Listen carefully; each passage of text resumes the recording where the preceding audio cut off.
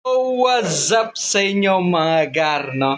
At ang oras ngayon is alas 10. Ayan. So, gagawa tayo ng masarap na midnight snack. Sheesh! Napakaangas. Eh! Ano ba midnight snack natin? Ha? Ano? Ano nga? Ano? Pwede na ako magluto. Magluluto muna ako. Okay lang? Ikaw titikim. Sige, shoutout mo na yung gusto mong i-shoutout. Yan, very good. Shoutout mo ulit. Sino pa? Ayan mga gar, no?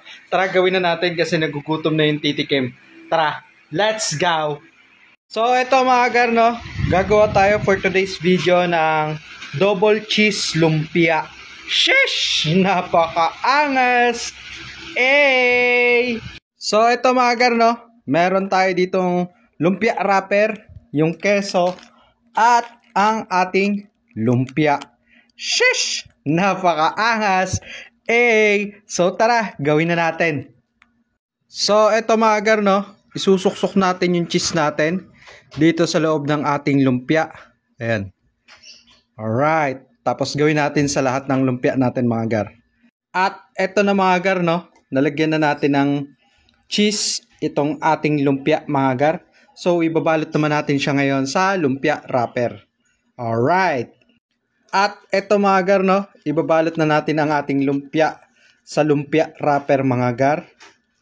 Ayan. And then, ipiprito na natin siya mga gar. So, ito na mga gar, no? Nakagawa na tayo ng 3. Bali, 3 lang yung ginawa natin kasi gabi na. Bali, bukas na lang natin to ulitin. Alright, tara, prito na natin. So, ito mga gar, no? Mag-iinit tayo ngayon ng mantika para maprito na natin ang ating double cheesy lumpia, no? Ayan. At ito mga gar, no? Sinasalang na natin ang ating lumpia or double cheesy lumpia. Sheesh! Napakaangas! At ito na nga mga gar, no? Ang ating finished product, ang ating double cheese lumpia.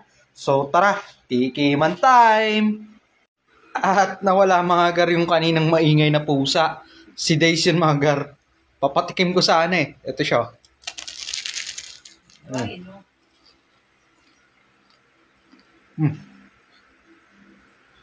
Oh.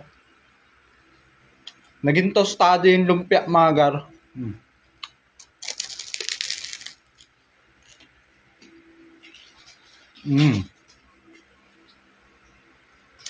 Tapos yung cheese na tunaw mga gar. Kap.